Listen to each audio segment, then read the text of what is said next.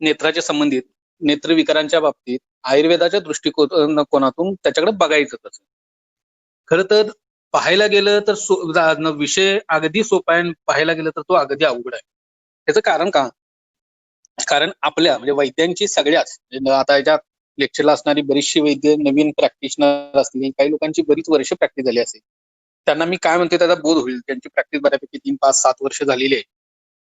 होतं कसं, आपण कोणताही विषय घेतला, कोणतेही लक्षण पेशंट आपल्याकडे ज्यावेळी यायला लागतो त्यावेळेला एखादं लक्षण घेऊन येत असतो. ते लक्षण कोणत्या विकाराच्या अनुषंगानं आहे, कोणत्या संप्राप्तीच्या अनुषंगानं आहे, कोणत्या स्रोतसाच्या अनुषंगानं आहे, हे ठरवणं आणि मग त्याचं निदान करणं आणि मग चिकित्सा करणं हे तसं क्लिष्ट काम आहे. पण एकदा त्याची ज्ञानबागची मेघ कळाली आपल्याला की तसं ते सोपं व्हायला लागतं. म्हणून म्हणलं तसं म्हटलं तर सोपं, तसं म्हटलं तर ते खूप अवघड पडतं. याचं कारण असं की ज्या वेळेला म्हणजे आता एक्झाम्पल द्यायचं झालं तर कुठल्याही मलाशी संबंधित ज्या वेळेला विचार यायला लागतात. हॅलो हॅलो ज्या वेळेला एखाद्या मलाशी संबंधित ज्यावेळेला विचार यायला लागतात, मलाशी संबंधित विचार आपण घ्यायला लागतो किंवा विचार मलाशी संबंधित एखादं लक्षण बघायला लागतो, तळाग्रहणी, अतिसार, आर्ष, प्रवाहिका, ह्या बाबतीत आपण त्याचा विचार करतो किंवा तिथं ते शोधत असतो. तसंच मूत्राच्या संबंधित एखादा वेळेला लक्षण घेऊन एखादा रुग्ण आला तर त्याची संबंधित आपण लक्षणं शोधत असतो. नेत्राच्या बाबतीत ज्या वेळेला कोणताही विषय, कोणतीही वेदना, कोणतीही लक्षण घेऊन पेशंट यायला लागतं त्यावेळेला साहजिकच आपण शोधायला लागतो पहिल्यांदा कुठं तर नेत्रांमध्ये. आपण नेहमी बघत असतो सार्वत्रिक विकारांमध्ये ज्वराला अनन्यसाधारण महत्व आहे, तसंच नेत्राच्या बाबतीत अभिषंधाला तितकंच महत्व आहे. म्हणजे असं म्हटलं जातं की किंवा आमचा वैयक्तिक माझा प्रॅक्टिस मधला किंवा मी ज्या वैद्यांकडे शिकलो त्या वैद्यांच्या स्वतःचा अनुभव असा आहे की जसं ज्वरात आपल्याला बऱ्याच औषधांचे उगम कळतो किंवा चिकित्सा करता येते ज्वर समजला तर, तसं अभिषंध चांगल्या पद्धतीने समजला तर नेत्रविकार फारसे कठीण नाहीत पडत. हे जितकं ऐकायला सोपं आहे तितकं मात्र करताना थोडा विचारपूर्वक करावं लागतं. मग हे असं का? याचं कारण ट्रीटमेंट करताना कोणताही विकार, कोणत्याही म्हणजे सार्वत्रिक असो किंवा नेत्राचा विकार असो, लक्षणं नेत्राच्या ठिकाणी दिसत असताना तुम्ही त्याचा म्हणजे वातज, पित्तज, कफज ह्या अनुषंगानं म्हणजे दोषांच्या अनुषंगानं, दृष्टीच्या रक्ताच्या अनुषंगानं जर विचार केला, निदान केलं तर मग वातज, पित्तज, कफज, अभिषंधाचं निदान करून त्या अनुषंगाने ट्रीटमेंट करता येते. तुमचं निदान चुकलं असेल तरी, निदान याचा अर्थ निदान तुमच्या एखाद्या व्याधीचं लेबल लावायला जरी चुकलं असेल पण तुमचा दोषांचा विचार पक्का असेल तर हे वातज आहे, हे पित्तज आहे, हे कफज आहे, नेत्राच्या ठिकाणी विकार आहेत आणि मग तुम्ही त्याची औषधं ज्यावेळेला वातज अभिषंध, पित्तज अभिषंध म्हणजे अभिषंधातली ज्यावेळेला त्या अनुषंगानं त्या दोषांच्या अनुषंगानं निवडायला लागतात, ट्रीटमेंट करायला लागतात, त्यावेळेला यश हे नक्की येतं. फक्त काळ डिफर करतो. अचूक निदान जर तुमचं असेल अगदी तर तुम्ही पटकन त्या विकाराला म्हणजे अगदी मोठ्या रिटेनल डिटॅचमेंट सारख्या विकारांमध्ये 1.5-2 महिन्यात, 21 दिवसापासून 1.5 ते 2-3 महिन्यात तुम्हाला रिझल्ट दिसायला लागतात. ते इतका असाध्य विकार आपल्याला वाटत असताना आपल्याला असं कारण म्हणतो कारण आपण विचार करताना तो रेटिनल डिटॅचमेंट असा करत असतो. त्यामुळं ज्या वेळेला निदान म्हणजे वातज पित्त कोणत्याही नेत्रविकाराची चिकित्सा करताना अभिषंधाचा आधार तुम्ही सगळ्यांनी डोळे झाकून घेतला तर मग त्याची ट्रीटमेंट करणं सोपं जातं. निदान करताना मात्र नुसतं नेत्राच्या बाबतीत विचार करून किंवा नेत्राच्या ठिकाणी नेत्राचे विकारात तिथं कुठं आलेलं आहे ही लक्षणं असा विचार करून भागत नाही. फॉर एक्झाम्पल सांगायचं झालं तर रचनेच्या बाबतीत पटल, मंडल, संधी ह्याचा ग्रंथकाराने विचार केलाय किंवा ते वर्णन केलेलं आहे. पण तेवढं भागतं का हो? तेवढ्यावर चिकित्सा करता येते का? तेवढ्यावर निदान करता येतं का? त्या हिशोबाने ट्रीटमेंट आपल्याला सांगता येते का? तर मर्यादा पडायला लागतात. ज्यावेळी पटल, संधी, मंडल याचा एवढा असं पुरता मर्यादित विचार कोण चालत नाही. त्याला थोडा वेगळा विचार करावा लागतो. मग वेगळा विचार म्हणजे काय? कुठं तर शस्त्रकर्म करताना अमुक अमुक बाधा झाली तर अमुक अमुक ठिकाणी तुम्हाला लक्षणे दिसायला लागतात. तर ती का दिसतात? त्या स्थानाचा आणि जिथं वेध झालाय त्या स्थानाचा काही संबंध आहे का? हे रचना आणि क्रियेच्या हिशोबाने विचार करून निदान करणं तितकंच क्लिष्ट आणि अवघड आहे. पण ते एकदा त्याची मेघ कळाली की ते फार सोपं होऊन बसतं. नेत्रविकारांच्या बाबतीत मात्र ज्या वेळेला आपण खरं तर अभिषंध बघतो, तिमिर बघतो, आदिमंत बघतो, सर्वगत रोग आहेत म्हणजे सगळे निदान जे सुश्रुताचार्यांनी 76 विकार सांगितले ते सगळेच्या सगळ्या विकारांमध्ये आपल्याला जे ऍट प्रेझेंट आजारपणे दिसतात ती समाविष्ट होतीलच असं नाही आणि होणार नाहीत असंही नाही. काही प्रमाणात आपल्याला ती दिसतात पण काही प्रमाणात दिसत नाही. फॉर एक्झाम्पल काय आजारांच्या बाबतीत जर सांगायचं झालं तर डायबिटिक रेटिनोपॅथी. डायबिटिक रेटिनोपॅथीच्या वेळेला आपल्याला बघायला विचार करायला लागतो आपण. डायबिटिक रेटिनोपॅथीचा विचार करताना ती प्रमेयात आले का कुठं? प्रमेयात उपद्रवात त्याचं वर्णन आले का? आलेलं नाही. प्रमेयाच्या उपद्रवात कुठेही त्याचं वर्णन नाही. प्रमेयाचा उपद्रव म्हणून डोळ्याच्या ठिकाणी अशी वेगळी सिमटम, एक ग्रंथ सोडला तर वेगळी सिमटम अशी कुठं डोळ्याच्या ठिकाणी वर्णन केलेली दिसत नाहीत आपल्याला. तसंच केराटोकॉनस नावाचा विषय. हॅलो, स्क्रीन कुणाची तर ऑन.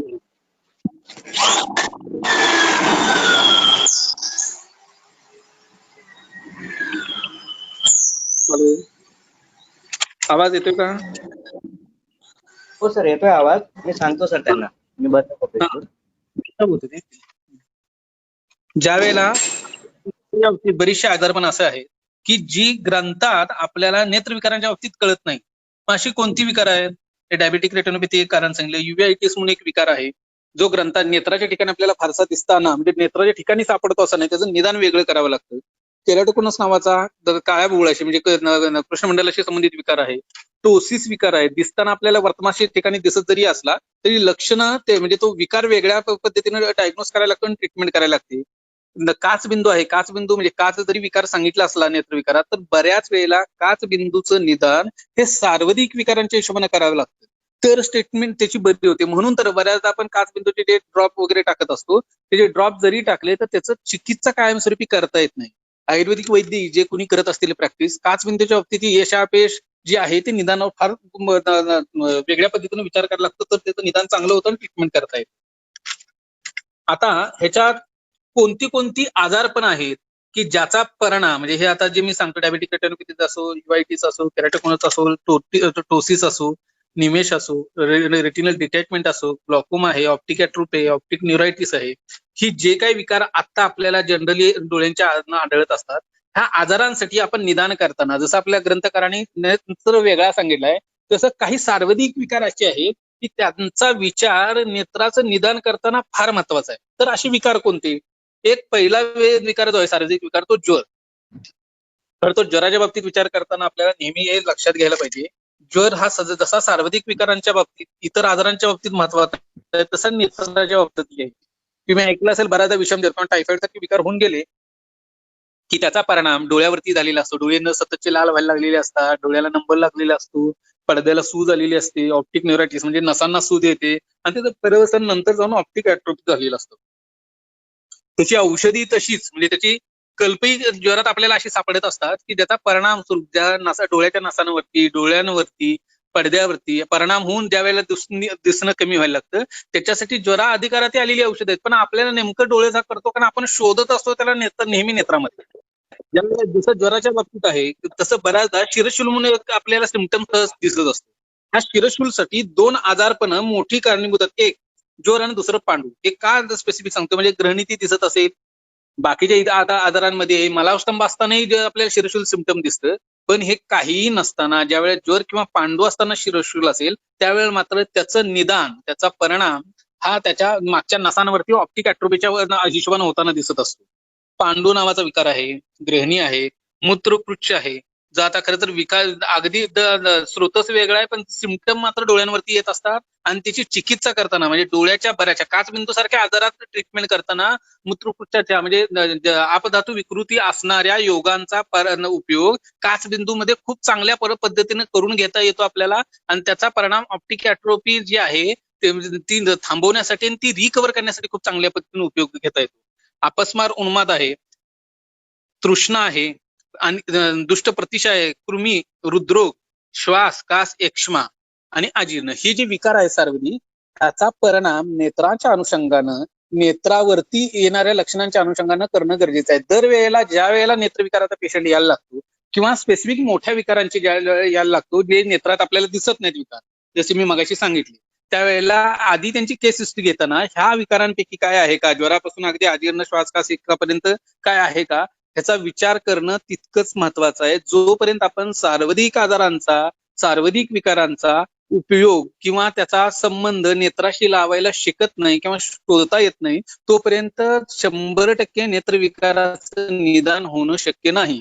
कारण माझ्या वैयक्तिक प्रॅक्टिसमध्ये मी ज्या वेळेला अगदी ऑप्टिक ॲट्रोपी असेल, ऑप्टिक न्यूरायटिस असेल, युव्हायटिस असेल या असंख्य म्हणजे आधुनिक शास्त्रानुसार असाध्य समजल्या जाणारे जे विकार आहेत ते आपल्याकडे ज्या पद्धतीने बरे होतात त्या प्रत्येक पेशंटमध्ये अगदी 100च्या रेशोनं ज्यावेळेला बघायला लागतो त्यावेळी 80 to 90% विकारांमध्ये नेत्र निदान होत नाही. खूप धाडसाने हे खरं तर सांगतोय तुम्हाला कारण आपली मानसिकता वेगळी आहे. आपलं माइंडसेट वेगळं आहे. ज्यावेळी नेत्राचा विचार करायला लागतो त्यावेळी आपण विचार फक्त नेत्रविकार असा करत असतो, सार्वत्रिक विकारांचा फारसा करत नाही. जरी आला विचार तरी त्याची ट्रीटमेंट कशाच्या अनुषंगाने करावी, कोणत्या दिशेने करावी, त्याचा प्रोटोकॉल काय असायला पाहिजे हे डोक्यात येत नाही, किंवा आपण त्याचा सारासार विचार करत नाही, ज्याच्यामुळे आपल्याला ट्रीटमेंट करता येत नाही. हे एवढं सांगण्यामागचं कारण ह्या प्रत्येक जेवढी मी आता आजारांचं वर्णन केलं हे तुम्ही लिहून ठेवा. ह्या सगळ्या आजारांचा प्रत्येक नेत्रविकाराच्या केसेसमध्ये तुमची केस हिस्ट्री घेताना ह्याचा उपयोग होईल. आणि वेगळं काही करायचं नाही हो. वात असो, पित्त असो, कफ असो, त्याची औषध तीच आहे. अवयवाचं गामित्व, स्रोतसाच्या गामित्वाच्या हिशोबानं फक्त अनुपान भेद बदलला, औषधाची कल्पना बदलली, तर तीच औषधं म्हणजे दशमूळ काढा तोच आहे वाताचा, अर्गवदादी कशा कफाला तेच आहे, जिवंत्यादी यम किंवा जिवंत जीवनीय गण तोच आहे. तीच वात, पित्त, कफ आणि रक्तासाठी जी औषधं ठरलेलीच असतात. मग कुठं तेल वापरायचं की तूप वापरायचंय, चूर्ण स्वरूपात वापरायचंय की क्षार स्वरूपात म्हणजे म्हशी स्वरूपात वापरायचंय, अनुपन म्हणजे प्राणकाळी वापरायचं आहे की अपानकाळी वापरायचं आहे. फक्त औषध भेषज कालापासून कल्पनांपर्यंत औषध तीच, फक्त स्वरूप वेगळ्या पद्धतीनं जर वापरलं गेलं तर त्या त्या आजाराचे दुष्परिणाम स्वरूप ज्यावेळेला आपल्याला नेत्रविकार दिसायला लागतात त्यावेळेला ते दुरुस्त करणं खूप चांगल्या पद्धतीने व्हायला लागतं. आणि मग दरवेळेला नवं औषध शोधावं लागत नाही. निदान एकदा बेस पक्का व्हायला लागला तर वेगळं औषध शोधायची गरज नाही. औषधं हाताला तीच असतात, पण त्याच्या कल्पना वेगळ्या करून आपण खूप चांगल्या पद्धतीने वापरता येऊ शकतो. आता खरं तर टप्प्याटप्प्यात म्हणजे खरं सगळा नेत्रविकार तासाभरात उरकणं खरंच कठीण गोष्ट आहे. पण मला एखादा विषय म्हणजे मला खरं तर विषय बोलायचं होतं डायबेटिक रेटिनोपॅथीवरती, पण एक विषय बोलणं मला संयुक्तिक नाही वाटलं, कारण निदानासाठी सगळ्या आजारांचं वर्णन एकदा सांगितलं की प्रॅक्टिसला खूप उपयोगी पडेल, म्हणून सगळ्याच विकारांच्या अनुषंगानं थोडा थोडा स्पर्श करतो. एक एक विकाराच्या हिशोबाने सुरुवात करू. पहिल्यांदा मी डायबेटिक रेटिनोपॅथी घेतो. खरं तर डायबेटिक रेटिनोपॅथीच्या हिशोबानं ॲलोपॅथिक थोडा विचार सांगतो. ॲलोपॅथीनुसार डायबेटिक रेटिनोपॅथी जो विषय आहे तो रक्त शर्करा किंवा मूत्र शर्करा यांचा रक्तवाहिन्यांवरती परिणाम होणं म्हणजे डायबेटिक रेटिनोपॅथी करतं. ह्या शुगरचा परिणाम डोळ्यांवरती 2, 3, 4 वेगळ्या प्रकारचे होत असतो. त्याला एनपीडीआर म्हणून एक प्रकार आहे, नॉन प्रॉलिफेरेटिव्ह रेटिनोपॅथी म्हणून. याच्यामध्ये काय होतं तर रक्तस्राव पडद्यावरती व्हायला लागतो, ते ठिपक्यां स्वरूपात पडद्यावरती दिसायला लागतात, त्याला एनपीडीआर म्हणतात. त्याची पुढची अवस्था म्हणजे पीडीआर, रक्तवाहिन्यांचं जाळं तयार व्हायला लागतं. आणि रक्तवाहिन्याचं जाळं तयार होणं ही त्याच्या पुढची अवस्था येत असते. ह्या वेळेला परिणाम खूप मोठा वाढायला लागतो. खरं तर एनपीडीआरला आधुनिक शास्त्रानुसार ट्रीटमेंटच नाही, फक्त रक्त शर्करा मूत्र शर्करा कंट्रोलमध्ये आणायची आणि वेट अँड वॉच. ज्यावेळी ते कन्वर्ट मोठ्या पुढच्या अवस्थेत होईल त्यावेळी ती ट्रीटमेंट करता येते. त्याची पुढची अवस्था म्हणजे काय, रक्तवाहिन्यांचं जाळं तयार व्हायला लागलं की फायब्रोसिस एक बँड तयार व्हायला लागतात, रेटिनावरती परिणाम यायला लागतो, रेटिना खेचला जातो आणि रेटिनल डिटॅचमेंट व्हायला लागते. काही पेशंटच्या बाबतीत पडद्याच्या अनुषंगानं सुजी यायला लागते शुगरच्या हिशोबाने. खरं तर मग त्यांचा विचार असा असतो की शुगर किती वर्षापासून आहे, कितव्या वर्षी झाली, रक्त शर्करा किती आहे, मधुमेहासोबत उच्च रक्तदाब आहे की नाही, ह्या सगळ्या गोष्टींचा विचार आधुनिक शास्त्रानुसार नेत्र निदान करताना, डायबेटिक रेटिनोपॅथी निदान करताना हे गरजेचं आहे. त्यांची म्हणजे इन्व्हेस्टिगेशन पण ओसीटी, तत्सम एफएफए या सगळ्या गोष्टींच्या हिशोबाने त्याची इन्व्हेस्टिगेशन केलं जातं. आणि त्यांची ट्रीटमेंट जी आहे ते 2 स्वरूपात असते, एक लेझर आणि दुसरं जे आहे ती इंजेक्शन स्वरूपात. इंजेक्शन हे खरं तर जर लेझरनं उपयोग नाही झाला तर इंजेक्शन केलं जातं, आणि त्याची पुढची अवस्था रेटिनल इडिमासाठी त्याचा खूप मोठा इम्पॅक्ट आहे. तर 2 प्रकारचे इंजेक्शन असतात आणि त्यानंतर स्टिरॉइड वापरले जातात. खरं ते करतोय हे सांगण्याचं कारण थोडं आपल्याला बॅकग्राऊंड ॲलोपॅथीचं असायला हवं, काय होतंय काय आहे ह्या अनुषंगानं आधुनिक निदान हे तितकंच महत्वाचं आहे. आपण काय ट्रीट करतोय माहिती असण्याचं. ह्या आधुनिक निदानाचा किंवा ह्या ट्रीटमेंटचा आपल्या चिकित्सेमध्ये फारसा उपयोग होत नाही. याचं कारण असं, ज्यावेळेला प्रमेयाचं मी सुरुवातीला सांगितलं, प्रमेयाचं निदान किंवा प्रमेयामुळे डायबेटिक रेटिनोपॅथी हे डायग्नोसिस जर त्या ॲलोपॅथिक नुसार होत असेल, रक्त शर्करा मूत्र शर्कराच्या अनुषंगानं आधुनिक निदान जरी होत असलं तर आयुर्वेदाचं निदान तसं नाही. आयुर्वेदाच्या निदानामध्ये प्रमेयाच्या बाबतीत बऱ्याच विकारांचा विचार करायला लागतो. त्यातलं वातस्तिमिर आहे, पित्तस्तिमिर आहे, कफस्तिमिर आहे, रक्तस्तिमिर आहे, ऊर्ध्वक रक्तपित्त आहे, पांडू आहे, ज्वर आहे आणि कुष्ठ ही प्रमुख विकार आहेत ज्याच्यात आपल्याला डायबेटिक रेटिनोपॅथी बसवता येईल. 100% बसवता येईल असं म्हणत नाही, थोडक्यात शॉर्टमध्ये सांगायचं म्हणून काही विकारांचा उल्लेख केला. अजून बरीच असे आजार पण आपल्याला सांगता येतील ज्याच्यात बऱ्याच वेळेला डायबेटिक रेटिनोपॅथी सारखी सिम्पटम दिसायला लागतात. मुळात होतं काय, रक्त विकृती कोणताही विकार आपले शास्त्रकार सांगत असतात, आजार जुना झाला तर त्या जुन्या विकाराचा आजाराचा विचार करत असताना रक्ताचा आणि कृमीचा विचार केला गेला पाहिजे. तसंच आहे आधुनिक शास्त्रानुसार प्रमेयाचा विचार करताना 10 वर्षापेक्षा वरती जर प्रमेय असेल एखाद्या शरीरात तर त्याच्यात डायबेटिक रेटिनोपॅथीचे 50% प्रमाण आहे असं सांगतात. मुळात आधुनिक शास्त्रानुसार जरी हे असलं तर आयुर्वेदानुसार प्रमेयाचा किंवा डायबिटिक रेटिनोपॅथीचा विचार करताना रक्त आणि रक्ताशिवाय दुसरा काहीही विचार होत नाही. मी आतापर्यंत जे विकार सांगितले ह्या सगळ्यांमध्ये ज्या वेळेला शारीरिक दोषांमुळं रक्त बाधित व्हायला लागतं त्यावेळेला डायबिटिक रेटिनोपॅथीची सुरुवात होते किंबहुना ती असते असं म्हणता येईल आपल्याला. इथं मग रक्त शर्करा आणि मुतखळ शर्कराचा विचार आहे की नाही? नक्की आहे. इथं करावंच लागतं. जर एखाद्या पेशंटला शुगर असेल आणि तुम्हाला नेत्राच्या ठिकाणी विकार द्यायचा असेल तर ती शुगर म्हणजे ते जे मेहाची लक्षणं आहेत ती डावलून तुम्ही नेत्रविकार ट्रीट नाही करू शकणार. तुम्हाला तो विकार आधी मेह ट्रीट करावाच लागेल, त्याच्यासोबत नेत्रविकाराची चिकित्सा करायला लागेल. आपण व्याधी संकर म्हणतो ना तसं आहे.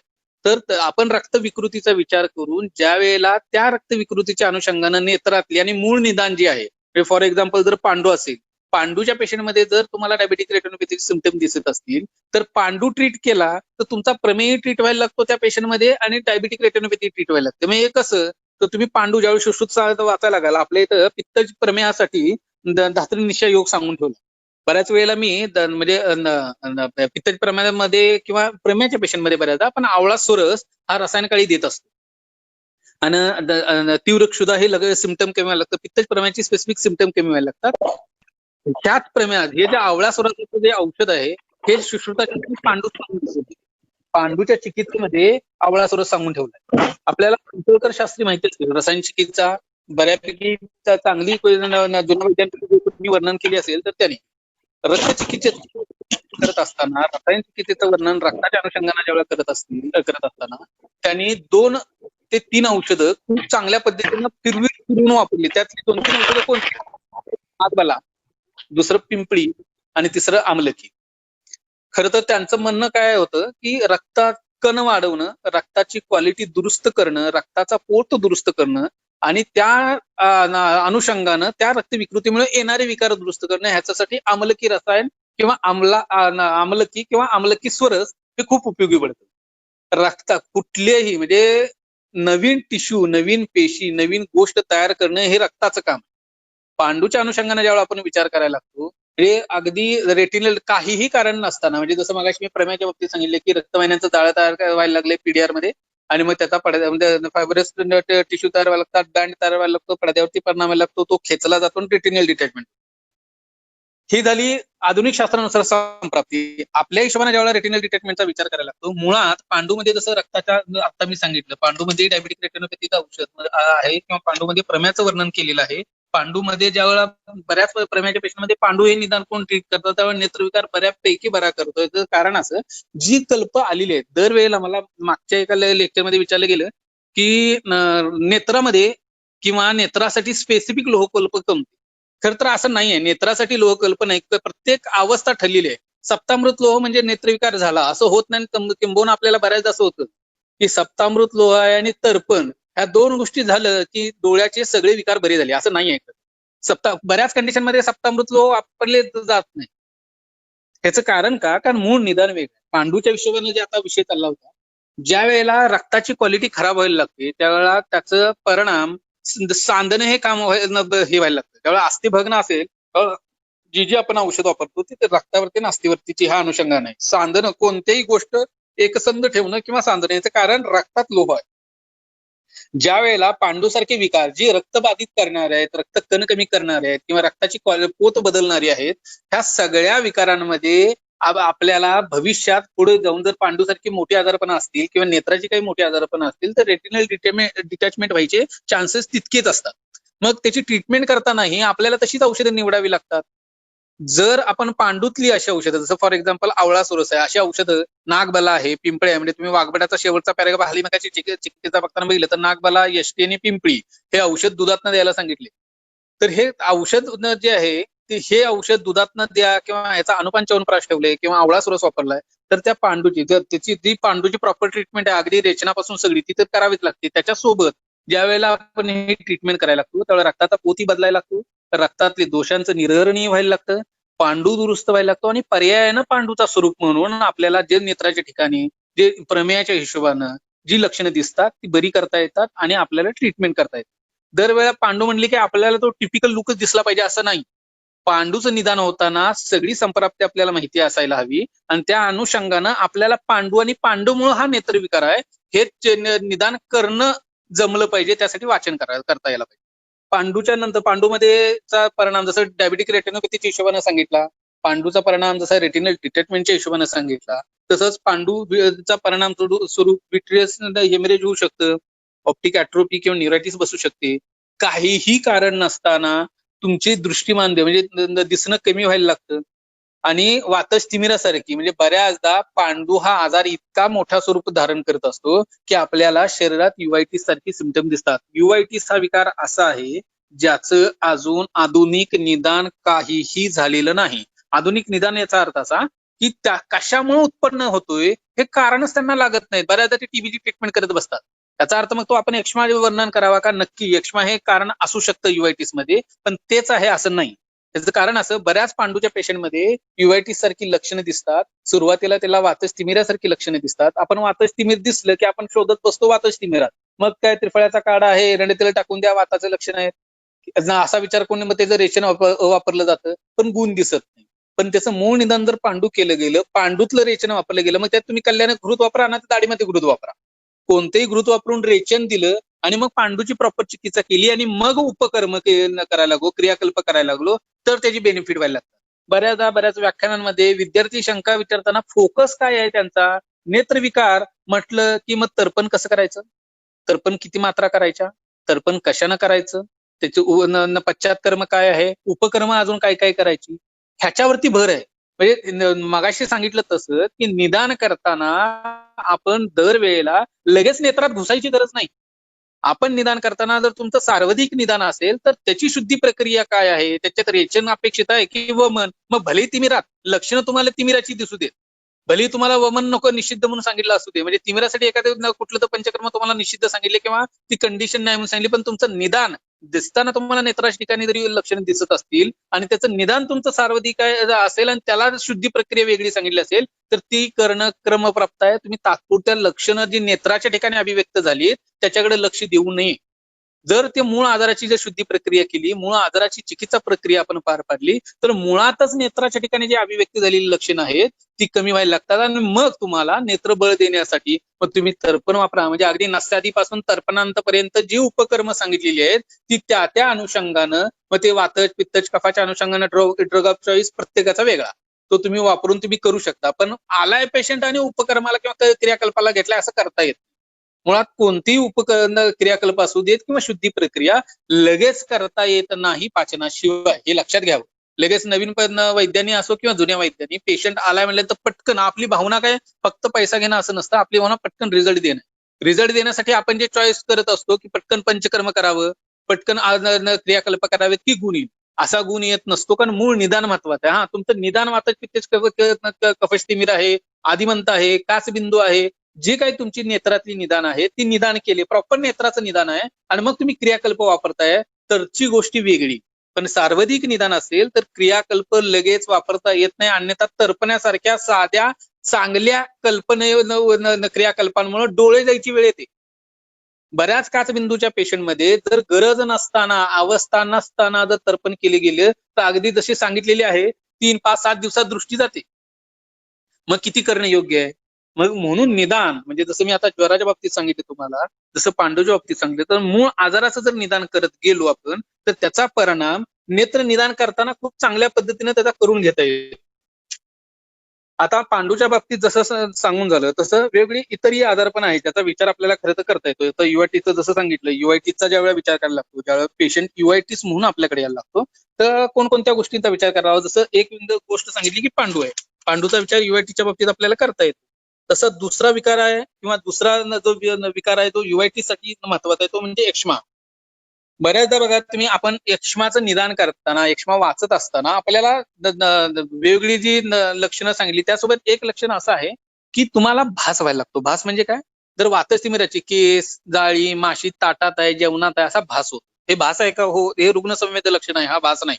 काही लोकांना वैद्यांना जरी वाटत असेल हा भास आहे, तो भास नाही, ते रुग्णसंवेद म्हणजे यक्ष्माचं डोळ्याच्या ठिकाणी उत्पन्न झालेलं लक्षण आहे, जे आपण वातस्तिमिरात बघतो. मग त्याचे औषधी यक्ष्मात सांगून ठेवले, तर ते यक्ष्माची ट्रीटमेंट मांस रसाशिवाय कम्प्लीट होत नाही, हे लक्षात घ्या. त्यामुळे खरं तर आपण बेसिक गोष्टी आपल्याला माहिती असेल तर चिकित्सा करणं तशी फार सोपं जातं. युआयटीस म्हणजे डायग्नोसिस जर तुमचं यक्ष्मा असेल तर ट्रीटमेंट करणं तसं सोपं आहे. रजितातील लोह म्हणून यक्ष्मातला आलेले एक कल्प आहे. आणि दुसरं सगळ्यात मोठं औषध जे आहे ते म्हणजे महामायुर्वेद. होतं कसं, आता नेमकं मांसकल्प म्हणजे मांसरसाचे कल्प केव्हा वापरावेत किंवा मांसरस नसताना साधी औषधं केव्हा वापरावी, तिची अवस्था कोणती, वाचताना आपण ज्यावेळेस तिमिर वाचायला लागतो त्यावेळेस त्रिफळा घृत आहे, महात्रिफळा घृत आहे, पटोलादी घृत आहे, द्राक्षादी घृत आहे, अनंत घृत वर्णन केलेली आहे. पण वापरायची कंडिशन कोणती ही निदानानुसार ठरत असते. माझे गुरु किंवा मी ज्या ज्या वैद्यांकडे शिकलो त्या वैद्यांकडे किंवा बरेच वैद्य नेत्रविकारांमध्ये महामायुर्वेद किंवा ऊर्ध्व व चतुर्गत विकारांमध्ये महामायुर्वेद वापरतात. महामायुर्वेदाचे रिझल्ट तितके चांगले आहेत का, वापरून बघा. नेत्रविकारांमध्ये सगळ्या नेत्रविकारांमध्ये त्याचे रिझल्ट येते का, भ्रूणाच्या हिशोबाने ज्यावेळी विचार करायला लागतो, जिथं भ्रूण अपेक्षित आहे तिथे त्याचे रिझल्ट येतात, पण सगळ्याच ठिकाणी भ्रूण नाही ना अपेक्षित. पण मग कुठं त्याचा विचार करता येईल, स्पेसिफिक त्याची काही कंडिशन आहे का, तर ज्या युआयटी सारखे म्हणजे यक्ष्मा निदान असताना, शोष निदान असताना डोळ्याच्या ठिकाणी जे काही लक्षण उत्पन्न होतील त्या ठिकाणी चपकल हे वापरायचं औषध म्हणजे महामायुर्वेद. फक्त हे लक्षात घ्यावं, जर परिस्थिती असेल त्या पेशंटला सततची तर मग खरं तर आता मोर मिळणे अवघड आहे, त्याची आपण घृतही करत नाहीत. मग त्याला पर्याय म्हणून वैद्य लोक कोंबड्याचं मांसरस किंवा कोंबडा वापरला जातो आणि मग ते घृत सिद्ध केलं जातं, पण ते चालत नाही. ज्यावेळेस ज्वर किंवा ज्वर प्रचिती असेल, ज्वराची हिस्ट्री असेल, ज्वर असेल आणि मग यक्ष्मासारखी लक्षणं आपल्याला दिसत असतील नेत्राच्या ठिकाणी, तर मग कोंबड्याचं न वापरता सस्याचा मांस वापरून, सस्याचं रक्त वापरून ते घृत सिद्ध केलं आणि जर वापरलं गेलं तर त्याचा फायदा युआयटीस मध्ये खूप चांगल्या पद्धतीने आपल्याला बघायला मिळतो. ह्या युआयटीस साठी ज्वराचाही विचार तितकाच महत्वाचा आहे. वातपित्त ज्वराचा कंडिशन मध्ये जो द्राक्षादी ही म्हणून वर्णन केलेलं औषध आहे ते युआयटीस साठी म्हणजे काय अमृतासारखं काम करतं. त्यावेळेस शिरशूल सिम्पटम आहे म्हणजे मायग्रेन सारखी लक्षणं आहे, त्यांना ऑप्टिक ॲट्रोपी आहे, मायग्रेन सारखी लक्षणं आहेत, ऑप्टिक नेरायटिस बसलेली आहे आणि वातपित्त ज्वराची लक्षणं असताना युआयटीस बसलेला आहे. ह्या सगळ्या विकारांमध्ये तुम्हाला वातपित्त ज्वराचा फांट म्हणजे द्राक्षादी हिम जो आहे तो खूप चांगल्या पद्धतीने वापरता येतो. त्याच्यानंतर युआयटी साठीचा विचार करायचा झाला सार्वत्रिक विकाराच्या बाबतीत, खरं तर युआयटीस बघताना तुमचं निदान आयुर्वेदिक नेत्राच्या बाबतीत होत असेल तर ते नक्की करावं. ते सोडून मी इतर सांगतोय, म्हणजे तुमचं अभिषंद निदान झाले, तुमचं तिमिर निदान झाले आणि मग तुम्ही ट्रीटमेंट करताय, बाकीचं निदान नसताना तर भाग वेगळा, त्याची तुम्ही ग्रंथात आली ती जशीच्या तशी औषधं वापरली तरी चालतील. पण ज्या वेळेला तुमचं निदान ते करूनही नेत्रातलं निदान करून गुण येत नाही त्यावेळेच्या गोष्टींचं हे मी निदान सांगतोय. जसं विसर्प सांगितलं, यक्ष्मा सांगितलं, ज्वर, तसं त्याचं पुढचं निदान आहे यकृत दृष्टी. म्हणजे कोणत्याही प्रकारानं कोणत्याही दोषानं यकृताच्या कार्यात बाधा होत असेल, यकृताचं फंक्शन हॅम्पर झालं असेल आणि त्या व्यक्तीच्या शरीरात युआयटी सारखी लक्षणं दिसत असतील तर भली तुमचं निदान झालेलं नसेल, तुम्ही युआयटी साठी तुम्ही त्या यकृताला जबाबदार धरत जरी नसलात तरी निदान तुम्ही चिकित्सा करताना मात्र त्या आधी यकृत विकाराची चिकित्सा करायला हवी, तरच तुम्हाला युआयटीस बरा करता येईल. बऱ्याच ठिकाणी यकृताचे कल्प वेगळे वर्णन करत असताना, म्हणजे आता आर्माचा विचार मी सांगत असताना त्यांना सगळ्यांना सांगतो की आर्माचा विचार करताना तुम्ही चर्मकेलाचा विचार करावा. चर्मकेलाची औषधं काढत असताना आपण अशी काढतो अग्रमांस म्हणून जिथं जिथं म्हणून वर्णन आले ती जी कल्प जर वापरली गेली टेरिजियम मध्ये तर खूप चांगल्या पद्धतीने यश घेता येतं. पण जसे खात्रीशीर बाकीचे आजार बरा करता येतील तसे टेरिजियम नाही, कारण कृष्णमंडलाच्या जवळ आले तर शस्त्रकर्म सांगितलं. हे सांगण्याचा रेफरन्स असा, ही जी औषध आहे ही जी अग्रमांस म्हणून जिथं जिथं आलेली ही कल्प आहे, ही जर कल्प युआयटी म्हणजे त्या यकृत विकारांच्या पेशंटमध्ये रोहितिकादी काढा आहे, आरोग्यवर्धिनी आहे, तुम्ही चंद्रप्रभावरती वापरू शकता. ही जर औषधं जर तुम्ही त्या यकृत विकारांमध्ये वापरला लागला तर फलत्रिकादी कशा आहे पांडूतला ते जर वापरायला लागला तर लिव्हर फंक्शनही दुरुस्त व्हायला लागतं. लिव्हर फंक्शन एका बाजूला दुरुस्त होईल तशी तुमची युआयटीची लक्षणं कमी व्हायला लागतात. हा, पण इथं जसं मगाशी पांडूचा विकार सांगताना, पांडूची ट्रीटमेंट सांगताना, पांडू बराची ट्रीटमेंट करताना, पांडूची चिकित्सा करताना पांडूची लक्षणं कमी होतील आणि नेत्रविकारी बरे होतील असं सांगतोय, तसं युआयटीस मध्ये मात्र चिकित्सेला मर्यादे पाडायला लागते. सार्वत्रिक विकाराचा डायग्नोस करताना सार्वत्रिक विकार डायग्नोस करून त्याची ट्रीटमेंट केल्यानंतर युआयटी साठी काही नेत्र परीक्षक जे आहेत किंवा मुखलेप वापरावे लागतात, बिडालक वापरायला लागतं, पिंडी वेगळ्या ओल्या वनस्पतीच्या पिंडी वापरायला लागतात. हे जर एका बाजूला वापरलं गेलं तर मग मात्र निदान म्हणजे यकृताचं निदान करून आपल्याला युआयटीसी खूप चांगल्या पद्धतीने बरा करता येईल. आणि सगळ्यात कॉमन असलेला फॅक्टर जो युआयटी साठी खूप भयंकर कारणीभूत ठरवतो कॉमन आहे. कॉमन असं म्हणण्यासारखं, कारण अगदी लहान मुलापासून अगदी म्हाताऱ्या लोकांपर्यंत आपण आढळतो, ते म्हणजे कृमी. कृमी असणाऱ्या बऱ्याच लोकांवरतीचा परिणाम लिव्हरवरती होतो. कृमी असणाऱ्या म्हणजे कृमी हृदरोगी सांगून ठेवलाय हो. हृदय हे शिरामर्म आहे. त्यामुळं बऱ्याच वेळेला तुम्हाला बऱ्याच कृमीच्या पेशंटमध्ये, लहान मुलांमध्ये सफान कृमी असतील तर तिरळेपणा दिसायला लागतो. सफान कृमी असताना बऱ्याच पेशंटमध्ये तुम्हाला निमेषसारखी लक्षणे दिसायला लागतात. तसं कृमींमुळे रक्तदृष्टी पराकोटीची झाली असेल आणि जर त्यांना कफाच्या संबंधित काही विकार असतील तर अशा पेशंटमध्ये तुम्हाला युआयटीची लक्षणं दिसायला लागतात आणि मग ते बरे करताना मात्र कृमींचीच औषधं वापरायला लागतात. जसं चातुर्य सुगंधी द्रव्य आहे, त्याने सिद्ध केलं तुप वापरून मग रेचक वापर म्हणजे कृमी हृदरोगात आलेली चिकित्सा जरी तुम्ही करायला लागलात ह्या युआयटीच्या पेशंटमध्ये, तरी तुम्हाला ह्या कृमींमुळे उत्पन्न युआयटीस कंट्रोलमध्ये आणणं आणि बरं करणं खूप चांगल्या पद्धतीने जमायला लागतं. हे जसं युआयटीच्या बाबतीत झालं तसं त्याच्या पुढचा विकार म्हणजे केराटोकोनस. केराटोकोनसचा विचार करत असताना खरं तर केराटोकोनस नेत्रात आलाय का? केराटोकोनस नेत्रातला विचार काय आहे? केराटोकोनस नेमका तर केराटोकोनस हा कॉर्नियाच्या ठिकाणी येणारा विकार आहे. कॉर्नियाच्या आपले म्हणजे कृष्णमंडलाच्या ठिकाणी नेत्र विकार आयुर्वेदाने जे सांगितले ते एक 4 विकार सांगून ठेवलेत. अजकाजात, सव्रण शुक्ल, अव्रण शुक्ल, अक्षिपाकात्य ही जी विकार सांगून ठेवले तिथं कुठेही केराटोकोनसचा उल्लेख नाम मात्र होताना दिसत नाही. केराटोकोनस म्हणजे त्याची लक्षणं दिसताना आपल्याला दिसत नाही. मग नेमका त्याचा विचार कुठे केला गेला पाहिजे? केराटोकोनसचा विचार करताना आपल्याला सगळ्यात महत्वाचा वातविकाराचा विचार करणं आवश्यक आहे. खरं तर मग का करावा? कोणत्याही जसं मी सुरुवातीला सांगितलं, ज्या भावपदार्थाच्या ठिकाणी लक्षणं उत्पन्न होतात त्या भावपदार्थाच्या अनुषंगाने आपण संप्राप्ती लावायचा प्रयत्न करत असतो. म्हणजे जसं मलाच्या हिशोबाने आहे, मूत्राच्या हिशोबाने आहे, स्वेदाच्या हिशोबाने आहे, लक्षणं असतील त्या हिशोबाने आपण ती निदान करणं, त्या अध्यायात त्याचा शोध घेणं हा प्रयत्न करत असतो. तसं ज्या वेळेला एखाद्या अवयव विकृती कोणत्या कोणत्या विकारात होते? ती वातविकारांमध्ये होते. त्यामुळं एखाद्या अवयवाचा आकार बदलणं हे वात रक्तामुळं होत असतं. त्यामुळे वात विकारांच्या किंवा वात रक्ताच्या अनुषंगानं केराटोकोनसचा विचार करणं फार गरजेची गोष्ट आहे. तिथंच केराटोकोनस आपल्याला बरा करता येतो. म्हणजे त्याची ट्रीटमेंट नेत्रविकाराच्या अनुषंगानं न करता टेस्टी तेल म्हणून वात रक्ताची आलेलं आहे. त्याचा तुम्ही नेत्रसेक जरी चालू केलात, एका बाजूला रेचन चालू केलं ना अवगाह म्हणून साध्या त्रिफळ्या काड्याचा अवगाह तर्पण करतो तसं जरी काम करायला लागला तर केराटोकोनसची ग्रोथ पूर्ण थांबवता येते. हे एवढं मी का सांगतोय धाडसानं? कारण केराटोकोनसच्या एकाही केसमध्ये वात रक्त निदान करून ज्यावेळी तुम्ही चिकित्सा करायला लागतात, केस होपलेस होत नाही, त्याची ग्रोथ 100% पूर्ण थांबवत आहे. ह्याच्या अगोदर मी सगळे म्हणजे केराटोकोनस म्हणजे वात रक्त सोडून जे काही नेत्राचं निदान करता येईल, जे काही सार्वधिक निदान करता येईल ते सगळे प्रयोग करून डायग्नोज करून प्रयत्न करून झालेत. पण वात रक्त निदान केल्यानंतर त्याची जी चिकित्सा केल्याचं यश मिळतं ते कोणतंही निदान केल्यानंतर मिळत नाही. दुसरी गोष्ट ह्याच्यात लेपात, आता केराटोकोनसच्या हिशोबाने लेप किंवा ट्रीटमेंटचा बाह्य भाग म्हणजे काय करता येऊ शकते? तर लेप जसे सांगितलं तसं म्हणजे तुम्हाला नेत्रसेक तेलाच्या अनुषंगाने करता येईल, बाला तेल, क्षीरबाला तेल किंवा एष्टी तेलाचा नेत्रसेक करता येऊ शकतो.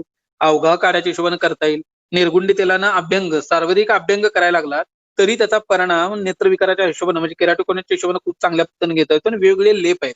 लेप मग नेत्राच्या ठिकाणी वापरता येतात आणि म्हणजे बिडालकाच्या स्वरूपात आणि मुखलिपी वापरता येतात. ह्याच्यात वातात आलेलं एक पंचतिक्त घृतगुग्गुळ म्हणून एक औषध आहे.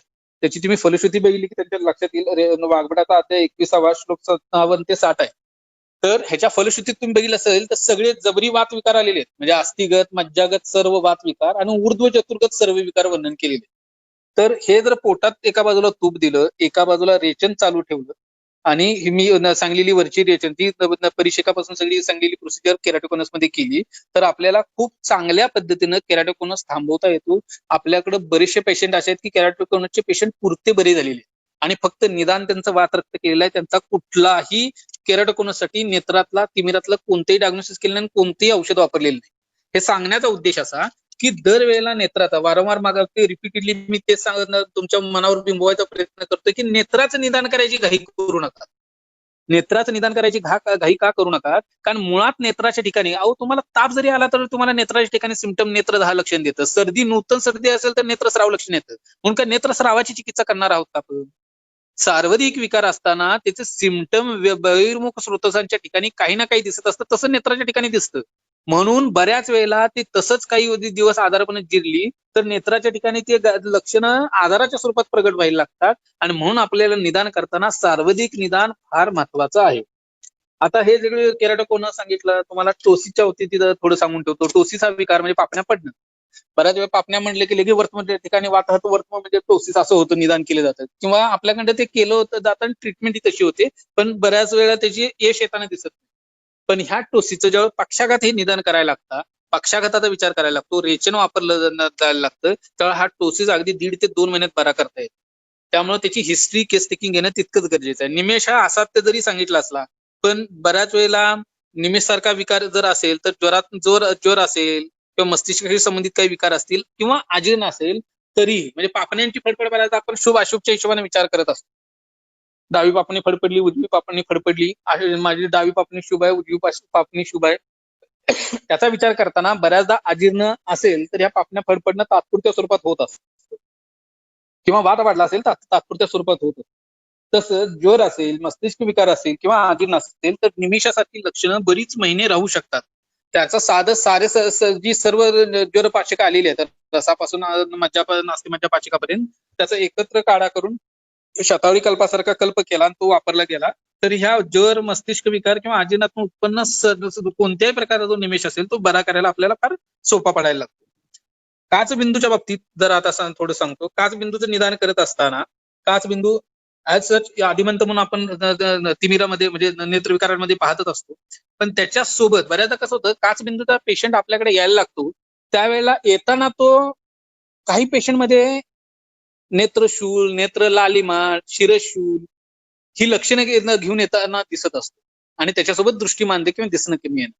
काही पेशंटमध्ये हे काहीही लक्षण नसतं आणि अचानक एक दिवस त्यांच्या लक्षात येतं की आपल्याला दिसायला कमी आलं आणि ज्यावेळेला तज्ञांकडे जायला लागतात त्यावेळेला लक्षात येतं की एक डोळा ऍब्सोल्यूट 100% ब्लाइंड झालेला आहे आणि दुसऱ्या टक्क्याची 40-50-60% दृष्टी कमी झाली. जोपर्यंत एका डोळ्याची म्हणजे एक डोळा जाऊन दुसऱ्याची 40-50% दृष्टी कमी होत नाही तोपर्यंत काही लोकांना लक्षातच येत नाही. आणि मग अशा लोकांचा आदिमंत किंवा तत्सम डायग्नोज करून तुम्ही ट्रीटमेंट काहीही करत बसलात तर त्याचं निदान होत नाही, त्याची चिकित्सेला यश येत नाही.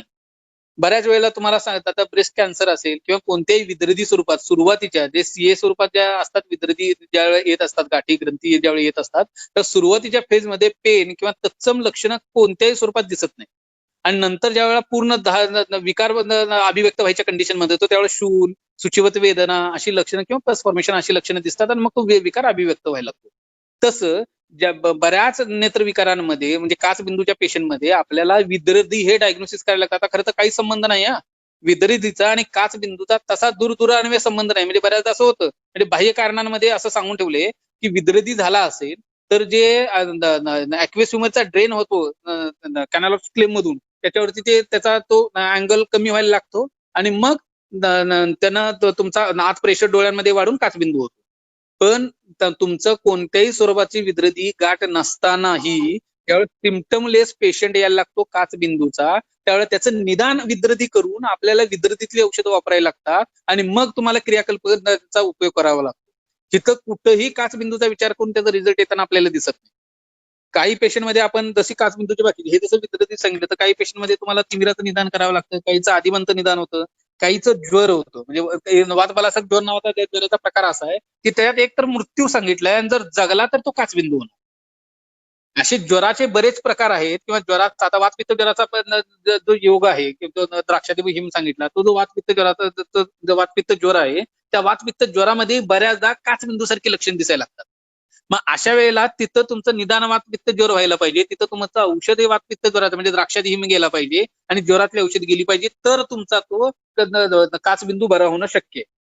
आता काचबिंदूच्या अनुषंगानं थोडी प्रोसेस नेत्राच्या विकारांची सांगणं भाग आहे म्हणून सांगतो. कसं होतं रचना आणि क्रिया जसं आपण म्हणत असतो मोठ्या वैद्यांकडे शिकतो की तुमचं निदान अपेक्षित आहे, तुम्हाला दोषांचा अंशांश भेद लक्षात येणं अपेक्षित आहे, तुम्हाला वातपित्त कफाचं निदान अजूनही बऱ्याच 8-9 वर्ष प्रॅक्टिस करूनही वैद्यांना खरं तर कोणत्याही वैद्याचे दोष काढणं हा उद्देश नाही. मी सांगतोय फक्त की आपण कारण काय होतंय प्रॅक्टिस प्रत्येकाची वेगळी आहे हो.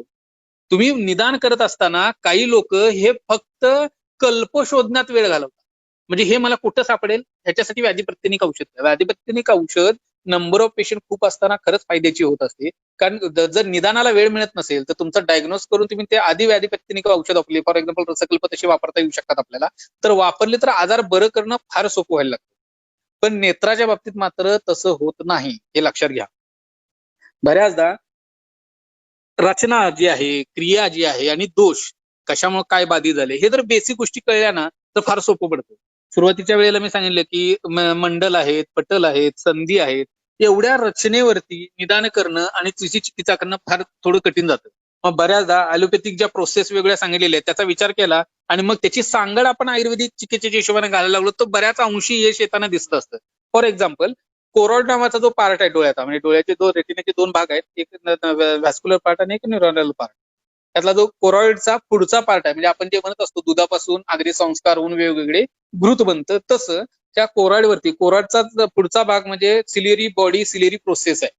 कोरॉइड हा रक्ताचा भाग आहे आणि त्या सिलियरी प्रोसेसमध्ये सिक्रीट काय होतं, ऍक्वेस ह्युमर सिक्रीट होतं पोस्टेरियर चेंबरमध्ये, ते अँटेरियर चेंबरमध्ये जातं, कॅनल ऑफ स्लेम मधनं ते ड्रेन होतं आणि मग ते रेटिनल वेन मध्ये डिझॉल्व्ह होऊन रक्तात अशुद्ध रक्तात मिसळून बाहेर पडायला.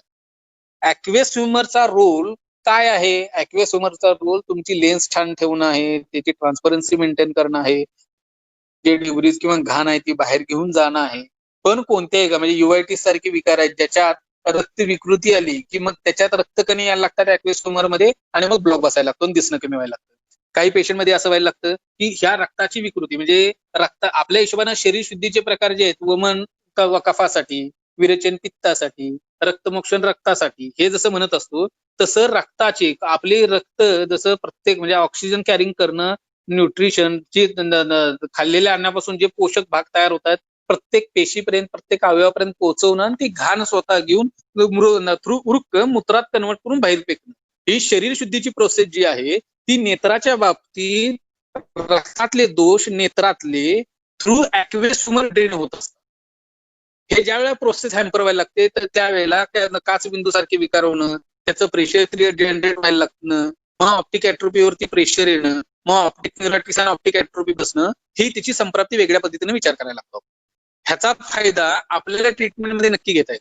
ज्या वेळेला रक्तशुद्धीच्या प्रक्रियेमध्ये ज्या वेळेला हे काचबिंदू आहे किंवा ज्या कारणामध्ये जसा युआयटी सांगितला हा किंवा रेटिनल डिटॅचमेंट सांगितली, जिथं आपल्याला रक्तातल्या डोळ्यातल्या रक्तातले दोष हे आपल्याला बाहेर काढायचे आहेत, त्या सगळ्या प्रोसेसमध्ये रक्ताचा विचार करून रक्तशुद्धीचा हिशोब विचार करून आपल्याला मूत्रपुच्छातली औषधं, कुष्ठातली औषधं ही खूप चांगल्या पद्धतीनं ऑप्टिक नर्व डॅमेज होण्यापासून वाचवण्यासाठी, रक्तातली घाण बाहेर काढण्यासाठी आणि काचबिंदू बरा करण्यासाठी वापरता येऊ शकतात.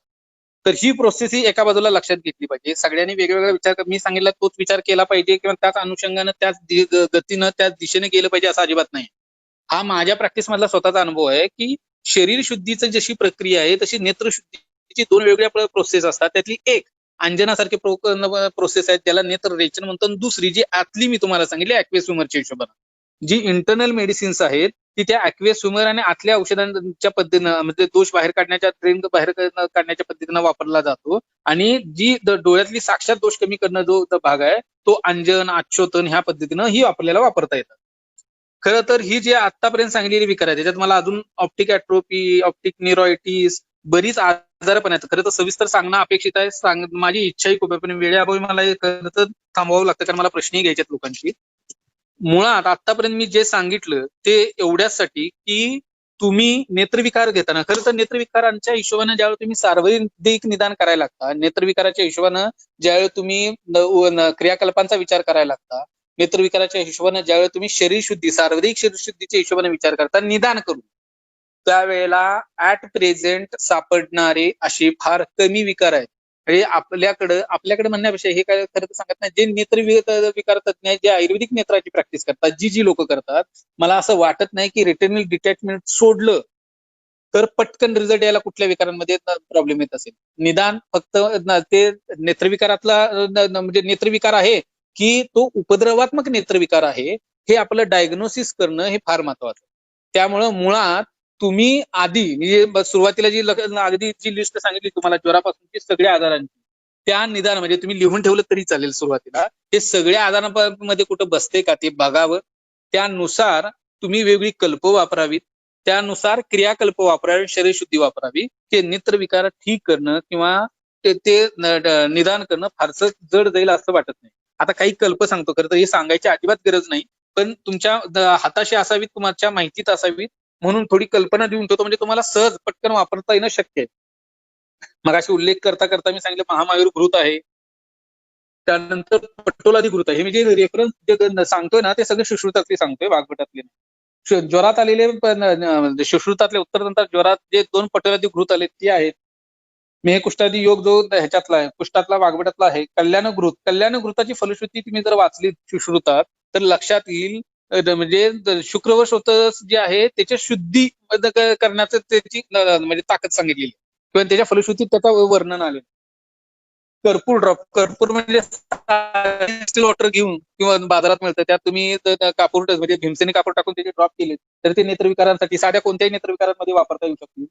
त्यानंतर आमलकी रसायन आहे, म्हणजे वाजीकरणातलं आमलकी सोरस म्हणजे चूर्णालाच आमलकीच्या भावना देणं किंवा सूर्यपाकी सोरस करणं. आमलकीचा सोरस हा सूर्यपाकी वाळवून घन करणं त्याचं आणि ते वापरणं.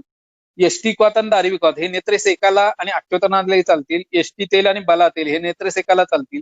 पिंडीमध्ये निंबपत्र आणि चिंचापत्र, म्हणजे जिथं जिथं म्हणून तुम्हाला नेत्राच्या बाबतीत इन्फेक्शियस डिसिजेस असतील किंवा नेत्रशोथ आणि नेत्राच्या अनुषंगाने नेत्र लालिमा, नेत्रशूर असे असेल तर निंबपत्र, चिंचापत्र वापरता येतं.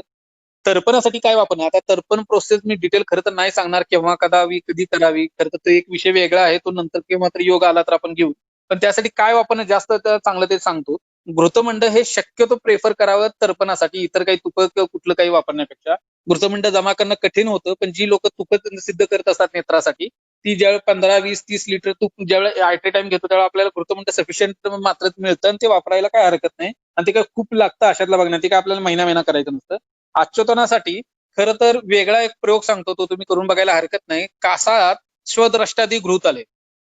त्या स्वद्रष्टादी घृत सिद्ध केल्यानंतर ज्यावेळेस तुम्ही काही दिवस ठेवता आणि त्याच्यावरचं घृतमंड ज्यावेळेस ते तुम्ही पकडता, ते जे घृतमंड आहे ते तुम्ही युवायटिस मध्ये, शूलात, नेत्र लालिमा, नेत्र म्हणजे शोथाच्या हिशोबाने खूप चांगल्या पद्धतीने त्याचं काम करायला लागतं.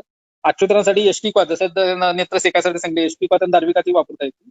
आणि नेत्रविकारांमध्ये रेचन ही तितकंच महत्वाचं आहे. त्यासाठी तीव्रतादी लेह, तीव्रतादी घृत, तिलव घृत, एरंड तेल, त्रिफळा काढा ही साधी औषध आहेत. फक्त निदान महत्वाचं. ही जर तुम्ही तुमच्या प्रॅक्टिसमध्ये वापरायला चालू ठेवली, तुमच्या प्रॅक्टिसची दिशा निदानाच्या हिशोबाने जर स्थिर केली तर निदान होणं सोपं व्हायला लागेल आणि डोळ्यांची ट्रीटमेंट करणे फार साधं आणि सोपं होईल. नमस्कार. कुणाला काही प्रश्न असतील तर विचारा. धन्यवाद सर. हा. प्रश्न घेतो सर मी, 1-2 आलेले आहेत. माझ्या समोर आहे ते वाचू का मी? चालेल? हो सर चालेल सर, मग काही प्रॉब्लेम. भाग्यश्री देशमुख म्हणून आहे, त्यांनी पक्ष्मशातामध्ये जे कल्प आले त्याचा वापर डोक्यावर केस यासाठी वापर करता येईल का? हे खरं तर ना फिरून घास खाल्ल्यासारखं होईल. पक्ष्मशातात म्हणजे त्याचा रिझल्ट येणार नाही असं नाही. खरं तर पक्ष्मशात आणि खालित्य ह्या 2 वेगळ्या गोष्टी आहेत खरं तर, लक्षात घ्या. कारण खालित्याची ही सार्वधिक संप्राप्ती असू शकते आणि पक्ष्मशात हे सिम्पटम जे आहे ते फक्त तुम्हाला डोळ्यांशी संबंधित असू शकतं. म्हणजे पिल्लासारखे सिम्पटम असतील, पिल्ल विकार असेल तर पक्ष्मशात हे सिम्पटम आहे. नेत्रकंडू असेल तर पक्ष्मशात आहे. दारुणकासारखी कुष्ठासारखी लक्षणं असतील तरी पक्ष्मशात येतं. पण पक्ष्मशाताचं निदान हे व्हेरी होतं. त्यामुळे मूळ आजाराचं निदान करून ट्रीटमेंट केलेली केव्हाही चांगली. आता पक्ष्मशाताची औषधं ती वापरता येतील का नाही? येतील. रिझल्ट जर निदान तुमचं परफेक्शन खाली त्याचं जर असेल तर त्याने पटकन रिझल्ट येईल ना. तुमचं पक्ष्मशाताची औषधे तिकडे वापरण्यात काही वेगळा विचार करण्यात काय असेल तर तसं सांगा, कारण तसं करण्यात काय मला हे वाटत नाही. डायबिटीस विथ डिप्लोपिया याचा कसा विचार करावा? हे खरं तर चांगला प्रश्न आहे. डायबिटीस विथ डिप्लोपिया, खरं तर डिप्लोपिया हा जो येतो हा रिलेटेड टू ऑप्टिक नर्व आहे असं विचार करायला हरकत नाही.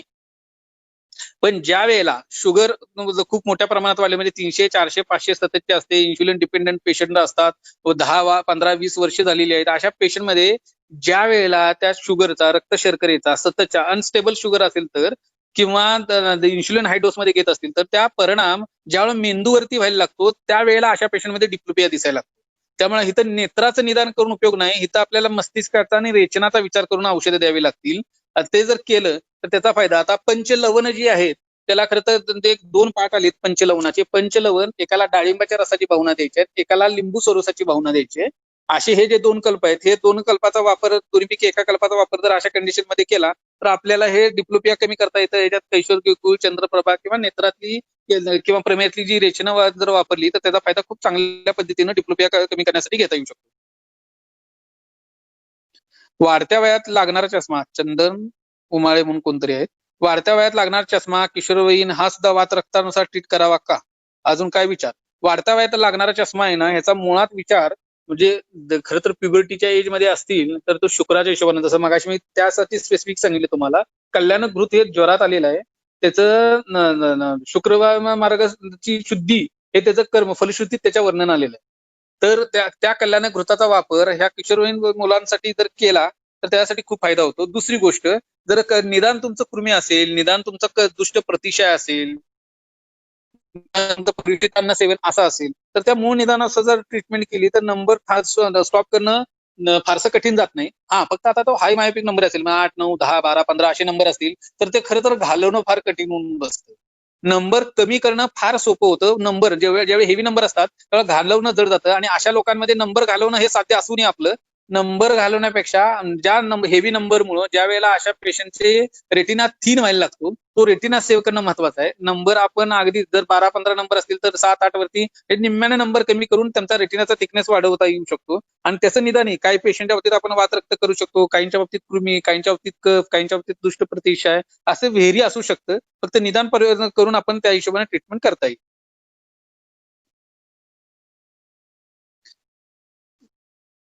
अँब्लोपियाच्या बाबतीत जर विचार जेव्हा करायला लागतो त्यावेळेला अँब्लोपिया हा नेत्राचा विचार, वैयक्तिक माझ्या प्रॅक्टिसमध्ये मी नेत्राचा विचार करून त्याची ट्रीटमेंट करत नाही. त्याची ट्रीटमेंट करताना उन्माद, अपस्मारण, मस्तिष्क विकार असा विचार करून करतो. बऱ्याच अंशी त्याच्यात आपल्याला यश येतं. मग तुम्ही कंजेनायटल अँब्लोपियाचा विचार तसा करून तुम्ही वापरलं तर त्याच्यात यश यायचे चान्सेस आहेत. खरं तर आता मायोपिया विथ ॲस्टिग्मॅटिझम ह्याचं मी वरचे जे उत्तर दिलं त्याच अनुषंगाने विचार करा. खरं तर ह्याचं वेगळा काही असं सांगता नाही येणार. बालवयामध्ये उत्पन्न होणाऱ्या डोळ्याच्या नंबरचा कसा विचार करावा फॅमिली हिस्ट्री नसताना?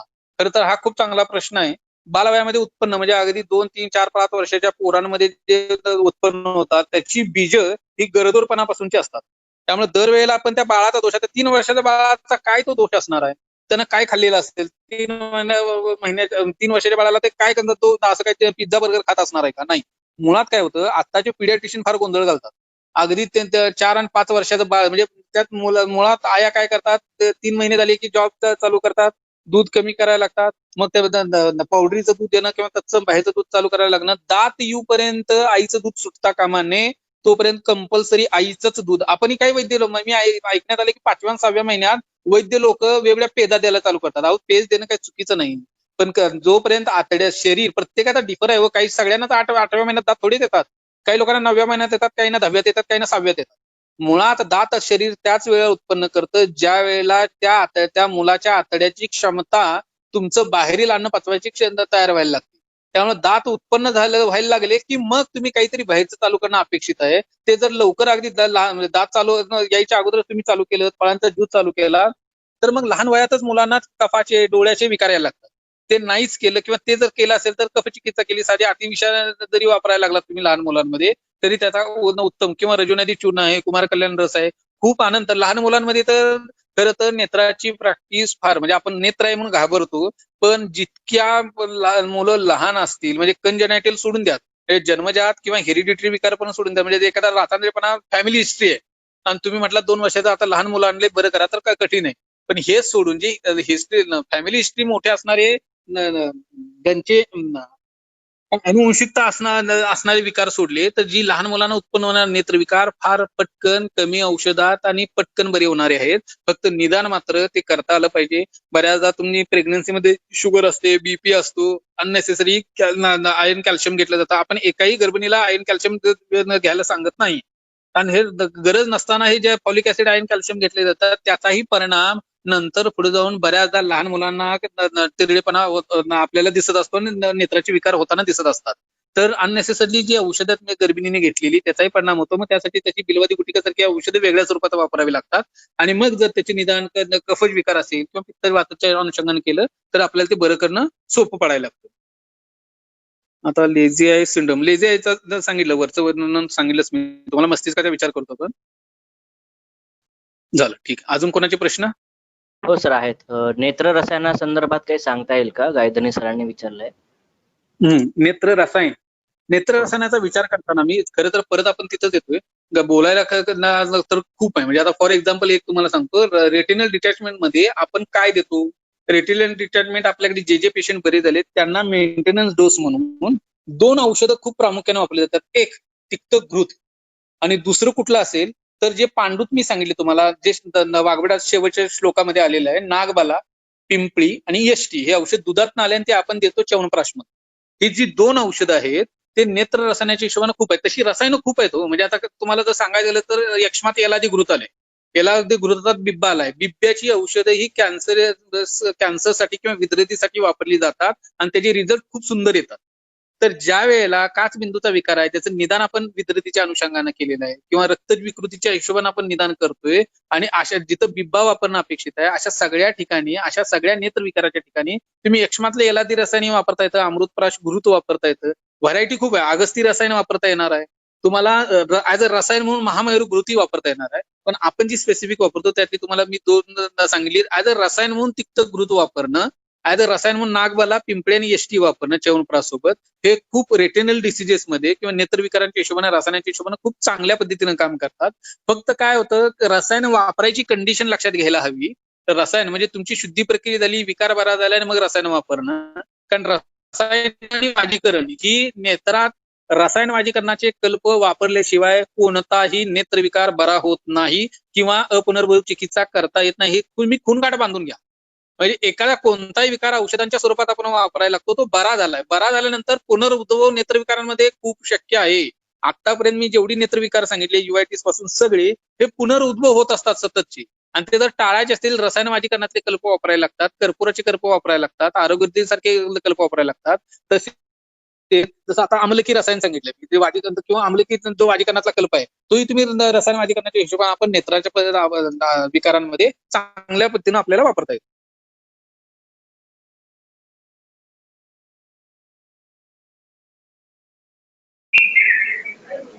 सर ग्रहणीजन्य नेत्रविकार असतील, लक्षात येते आपल्या सार्वधायिक विकार ग्रहणी आहे, तर मग साधारणतः कुठल्या औषधांचा वापर करावा? नाही, ग्रहणीची चिकित्सा करताना तुम्ही घ्या. खरं तर तुम्ही आता वाघबट किंवा चरक वाचा, त्याच्यात तुम्हाला विस्तृत विवेचन आहे. तुम्ही सुश्रुत काढून बघा, 1-2 पाना संपवलंय ग्रहणी. तर तुम्ही बस्ती, रेचन, हे जे वमन, ह्या गोष्टींचा विचार करून त्यांनी तो विषय संपवलाय. मुळात ग्रहणीच्या हिशोबानं जे आता तिक्त पटोलादी चूर्ण म्हणून आहे, पटोलादी चूर्ण ग्रहणीत आलेली एक योग आहे ना, तो जो योग जर वापरला गेला तर तुम्ही ते फलश्रुती नीट वाचली तर लक्षात येईल, ग्रहणीतून उत्पन्न सर्व विकार वर्णन केलेले आहेत. ग्रहणीतून उत्पन्न हृदरोग असेल, ग्रहणीतून उत्पन्न उर्काशी संबंधित विकार असू देत, ग्रहणीतून उत्पन्न यकृताशी संबंधित विकार आहे, ते सगळं त्यात कव्हर केलेलं आहे. त्यामुळं ग्रहणी तुमचं डायग्नोस हे निदान झाला असेल तर तिथं पटोलादी चूर्ण वापरणं, पंचामृत परपटी वापरणं, सुवर्ण परपटी नेत्र विकाराच्या हिशोबाने जर ग्रहणीचा परिणाम नेत्रावरती दिसत असेल आपल्याला, म्हणजे काचबिंदूच्या हिशोबाने असेल तर पंचामृत परपटी, ग्रहणीतून उत्पन्न काचबिंदू असेल तर पंचामृत परपटी काम करायला लागते. पण ग्रहणीतून नेत्रविकार जे डिजनरेटिव्ह चेंजेसच्या हिशोबाने जर होत असतील तर सुवर्ण परपटी खूप चांगल्या रीतीने काम करायला लागतं. पण अनुपान फार महत्वाचं, हे लक्षात घ्या. आपण घाई करतो औषध चॉईस करायची, पण आपली मेक कुठं सुटते तर ते अनुपान आणि काल. आपण कालाचा विचार करत नाही, आपण अनुपानाचा विचार करत नाही. म्हणून चांगली हाताला औषधं असतानाही आपल्याला त्या निदानामध्ये जे आपण अचूक डायग्नोसिस केलेलं असताना सुद्धा श्रमानं आपल्याला यश येताना दिसत नाही. आपण मग ब्लेम देतो स्वतःला, अरे माझं काही तर चुकलं. निदान तुमचं अगदी अचूक झालेलं असतं. फक्त जे तुम्ही औषध निवडले, मग ते वात पित्त कफाच्या हिशोबाने जे काही तुम्ही निवडाल त्याचा काल आणि अनुपान हे जर चुकलं तर सगळा घोळ होतो. तुमचं निदान किती परफेक्शन असलं तरी निदानासोबत साधी औषधं सुरुवातीला वापरायची शिका आणि अनुपानाने कालाचा विचार करा. सुरुवातीला चुकेल पण नंतर नंतर खूप चांगल्या पद्धतीने त्याचं यश यायला लागतं. मग तुमच्या 2, 5, 10 औषधांवरती अगदी ग्रहणीपासून उत्पन्न असू देत ना तर इतर कोणतेही नेत्रविकार असू देत, त्याची खूप चांगल्या पद्धतीने आपल्याला यश घेता येतं.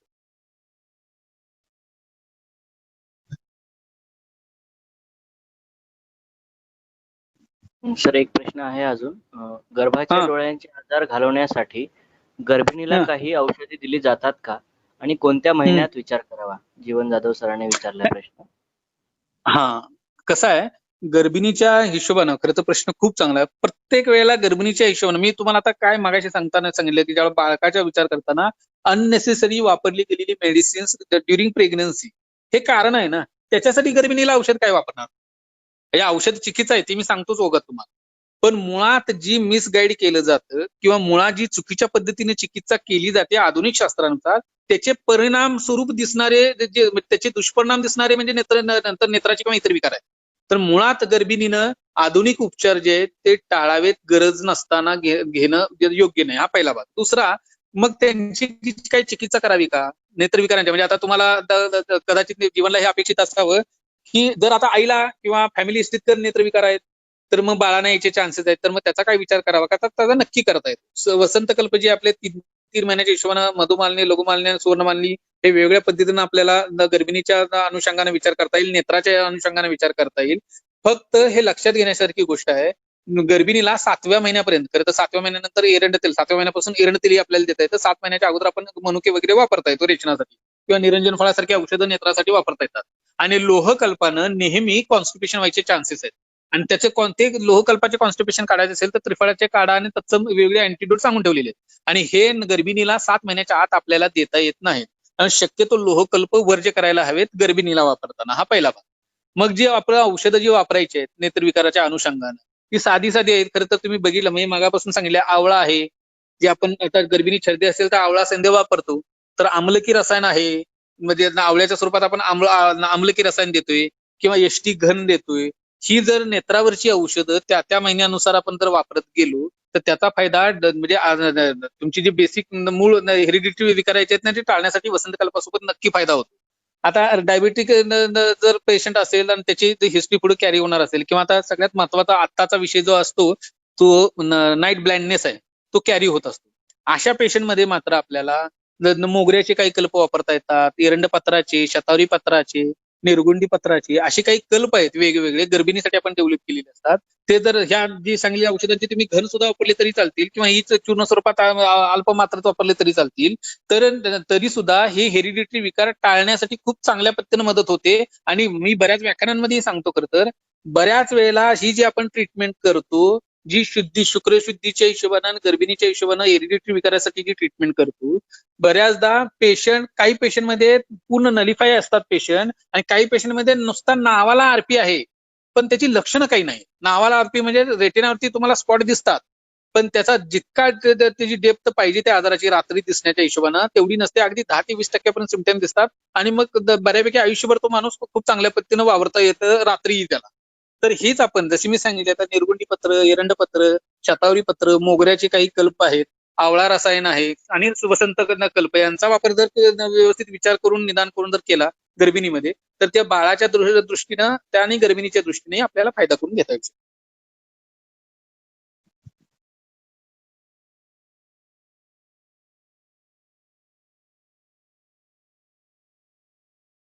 आता निकम सरांनी विचारले डोळ्यांच्या व्यायामाबद्दल कृपया सांगावे. डोळ्याचे व्यायाम जे आहेत खरं तर जमदनी सर किंवा तुम्हाला नेटवरती वेगवेगळे व्यायाम मिळतात. माझं असं वैयक्तिक मत असेल की तुम्ही बघितलं असेल की व्यायाम केल्यानंतर किंवा जर पैलवान व्हायचं असेल ना तर व्यायाम तर तितकाच महत्वाचा आणि खुराकी तितकीच महत्वाची आहे. म्हणजे तुम्ही काजू बदाम, पिस्ता, केळ, दूध जे त्यांचा खुराक असतो तो तर तितका महत्वाचा आहे पण त्याच्या अगोदर तो व्यायाम महत्वाचा. तो व्यायाम केला तर जो हेवी खुराक दिला जातो तो पचतो आणि तो नेत्राच्या हिशोबाने खूप चांगल्या पद्धतीने काम करायला लागतो. म्हणजे शरीराच्या हिशोबाने खूप चांगल्या पद्धतीने काम करायला लागतो. तसं ज्या वेळेला बृहण ट्रीटमेंट आपण देत असतो नेत्राच्या अनुषंगानं त्या सगळ्या म्हणजे लोकांचा समज असा आहे की डोळ्यांचा व्यायाम फक्त डोळ्याचा चष्म्याचा नंबर कमी करण्यासाठी होतो असं नाहीये. ज्या ज्या ठिकाणी बृहण अपेक्षित आहे त्या ठिकाणी डोळ्याचे व्यायाम अपेक्षित आहेत हे लक्षात घ्या.